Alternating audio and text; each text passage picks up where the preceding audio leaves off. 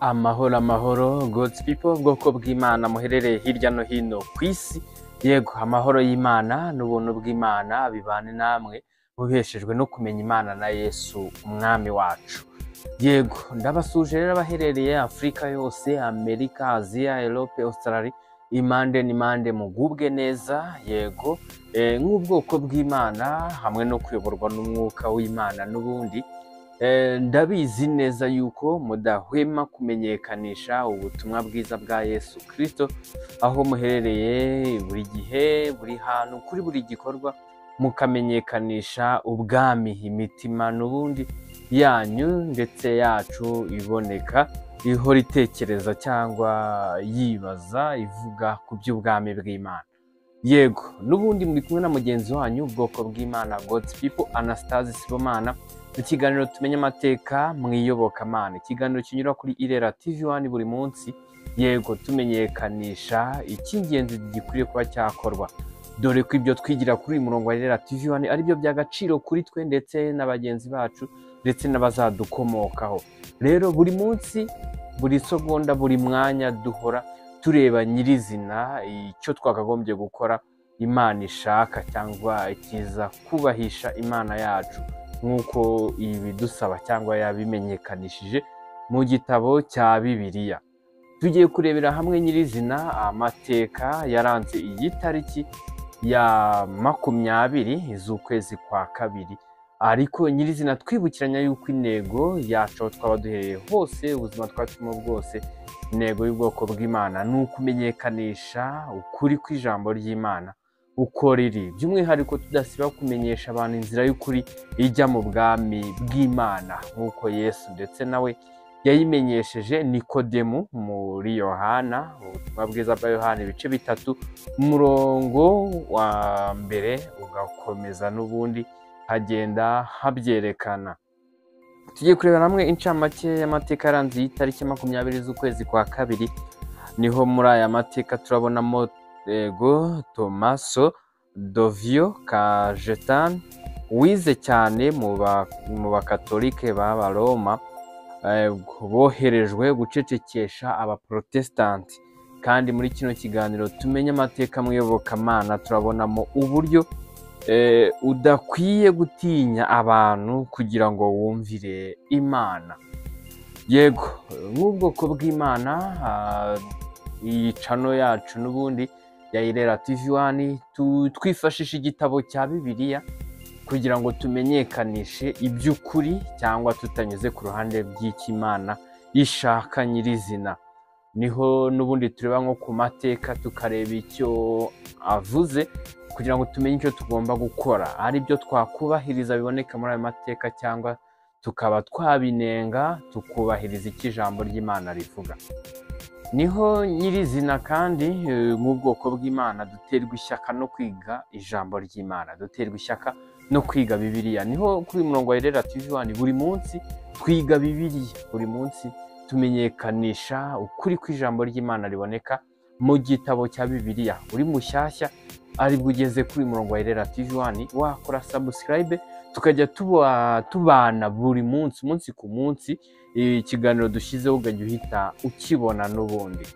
Yego, niho tugiye kurebera aya mateka ku buryo burambuye yaranze iyi tariki ya 20 z'ukwezi kwa kabiri n'ubundi. Niho turasanga ku ya 20 Gashyantare mwaka w'1469 Tommaso Dovio Cajetan, wize cyane mu bakatolike b'Abaroma, boherejwe gucecekesha maritiriteri mu myaka ya mbere y'ivugurura ry'abaprotestanti.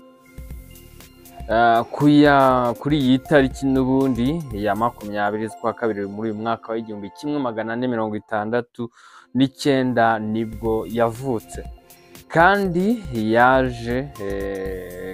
yari umwe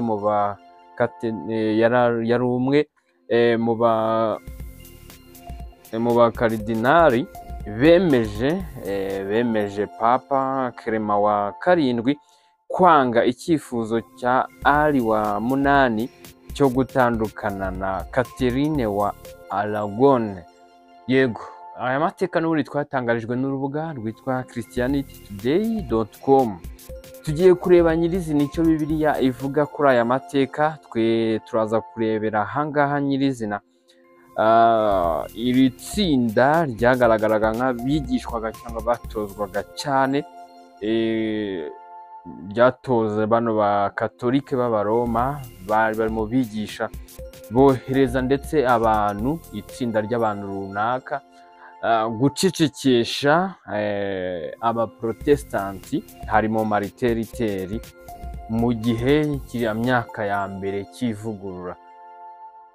Turaza kureba ese ibyabaga muri icyo gihe, ntabwo twasanga n'ubundi hari ibimenyetso bishobora kuba bigaragaza yuko hariho gucecekesha nyirizina abaprotestanti mu gihe nk'iki ngiki. Niho tugiye kureba icyo Bibiliya bivugaho kuri abo batubanjije mu gihe cyatambutse, ndetse n'uwaba yabonye ibimenyetso by'uko no muri kino gihe hariho gucecekeshwa kw'abaprotestanti cyangwa ko bigisha Bibiliya mu buryo bwimbitse. Tugiye kureba icyo Bibiliya bivugaho, tunareba icyo tugomba kuba twakora nk'ubwoko bw'Imana. Ese igikwiriye ni ikihe? Ijambo ry'Imana ribyerekana byose uko biri. Niho tugiye kureba hano, tureba muri ubu buryo bw'aba bantu bize bigishwa n'abakatolike b'abaroma, boherejwe gucecekesha mariteriteri mu myaka ya mbere y'ivugurura y'abaprotestanti. Tugiye kureba icyo Bibiliya ivuga ku bigendanye no gucecekesha abantu bavuga ubutumwa bwiza bwa Yesu Kristo, cyangwa kubabuza kumenyekanisha iryo zina cyangwa kwigisha Bibiliya ukwiri nyirizina hatabayeho kugoreka. Abo bantu batagoreka Bibiliya barimo kumenyekanisha ukuri kwa Bibiliya, bakaba barimo gucecekeshwa, ndetse bigaragara nuko mu bihe bya mbere bacecekeshwaga. Niki gisabwa gukorwa ku bumvira ubutumwa bwiza cyangwa ku bashaka gukora icyo Imana ishaka? Niki gikwiye kubahirizwa nyirizina? Niho tugiye kurebera hamwe n'ubundi igisobanuro cy'uburyo udakwiye gutinya abantu kugira ngo ubone uko wumvira Imana nyirizina.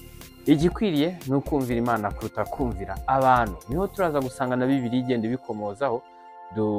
Turatangiranye muri uyu mwanya kino kiganiro, ariko dukomezanye tunasozanye kugira ngo usobanukirwe byimbitse, mu gihe nawe ugiye gusobanurira abandi umenye icyo ushingiraho uwigisha unasobanura kuri ibi bigendanye n'iyi topike turimo kuganira, cyangwa iyi ngingo turimo kuganiraho nyirizina.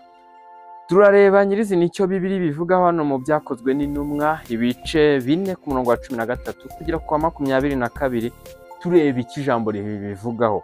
Niho havuga hati babonye ubushizi bw'amanga bwa Petero na Yohana, kandi bamenye ko ari abaswa batigishijwe, baratangara, maze bibuka ko babanaga na Yesu Kristo. Yego, hano ijambo ry'Imana ryagaragaje yuko Petero na Yohana bakoze ibitangaza, umuntu aba arakize.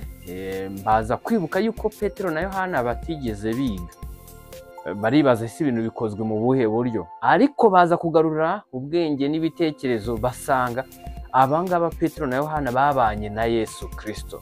Basanga rero ibirimo gutuma bikoreka ari imbaraga z'Imana, kuko n'ubundi Yesu Kristo yarafite imbaraga zidasanzwe, imbaraga z'Imana. Niyo mpamvu nawe kubwo kuyoborwa n'umwuka w'Imana ugakora ibidasanzwe, umenyekanisha ubutumwa bwiza, hari ibikoreka, hari n'ibibaho, ariko nawe baraza kugaragara bakurwanya, kandi wari mu murongo mwiza. Ijambo rikomeza rigira riti, kandi babonye uwo muntu akijijwe ahagararanye nabo, babura icyo basubiza. Babategeka kuva mu rukiko, maze bajya inama bati, aba bantu tubagire dute ko bimenyekanye mu batuye i Yerusalemu bose yuko bakoze ikimenyetso cyogeye, natwe tutabasha kubihakana.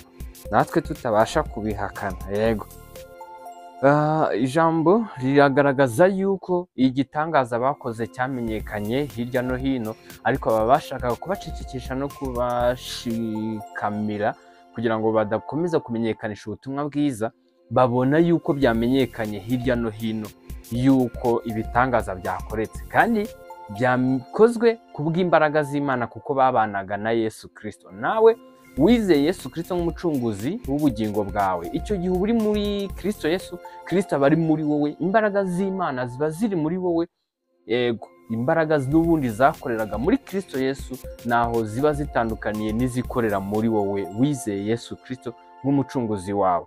Niho ijambo rikomeje hano rigira riti, ariko kugira ngo bitarushaho kwamamara mu bantu, tubakangishe batongera kugira umuntu wese babwira muri iryo zina. Hano bije bigaragara yuko noneho baje kubacecekesha ngo bagiye kubakanga cyangwa babakangishe kugira ngo batagumya kwamamaza mu bantu izina rya Yesu Kristo cyangwa kwamamaza ubutumwa bwiza, bamenyekanisha yuko Yesu ari we mukiza kandi wamwizeye abasha kuba mu imbaraga z'Imana agakora ibitangaza. Bashaka buryo ki babakanga, babakangisha kugira ngo batagumya kumenyekanisha Yesu Kristo cyangwa kwamamaza ubutumwa bwiza bwa Yesu Kristo. Ngo bongeye kubahamagara barabategeka ngo bareke rwose kuvuga cyane, bareke kuvuga cyangwa kwigisha mu izina rya Yesu. Urumva bari bamwe kubacecekesha ngo batigisha ubutumwa bwiza bwa Yesu Kristo, ariko bari impamvu bitari kubashobokera guceceka nuko imbaraga z'Imana zari ziri muri bo zitabasha gucecekeshwa, ahubwo baba bafite gushira amanga ndetse bafite n'imbaraga zidasanzwe, dore ko nta n'icyo baba batinya kuko uwizeye Yesu Kristo aba yarakiriye imbaraga zitari izimutera kugira ubwoba, ahubwo aba ashize amanga kandi agakora igikwiriye. Ijambo rikomeza ryongera rigira riti, Petero na Yohana barabasubiza bati, niba ari byiza imbere y'Imana kubumvira kuruta Imana, nimuhitemo. Petero na Yohana babahitishamo barabagira bati, niba ari byiza imbere y'Imana kubumvira kuruta Imana, nimuhitemo. Barabahitishamo ese kugira ngo ari mwebwe n'Imana muhitemo, dukwiriye kuba twakumvira mwebwe kubarutisha Imana. Hepfo hakomeza agira hati, kuko tutabasha kwiyumanganya ngo tureke kuvuga ibyo twabonye kandi twumvise.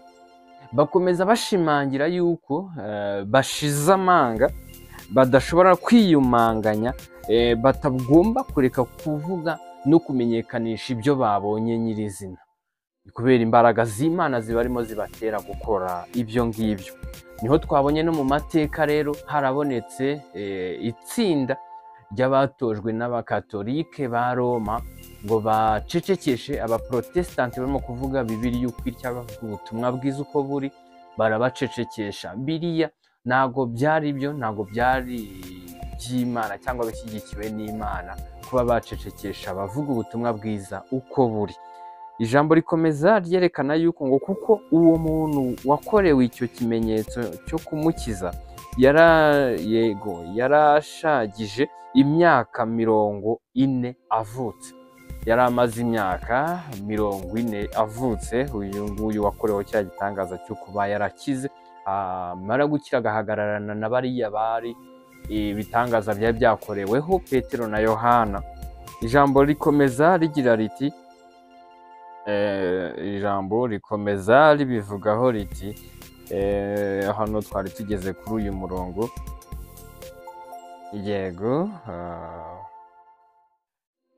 ngo kuko atabashaga kwiyumanganya ngo tureke kuvuga ibyo twabonye kandi twumvise, nabo bongeye kubakangisha barabarekura,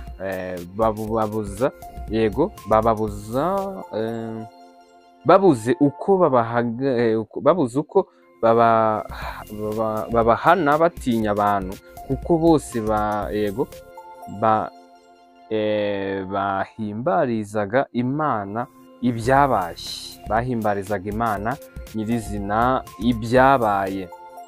Yego, ijambo rikomeza ryerekana yuko ngo kandi ijambo rikomeza ryerekana ngo kuko uwo muntu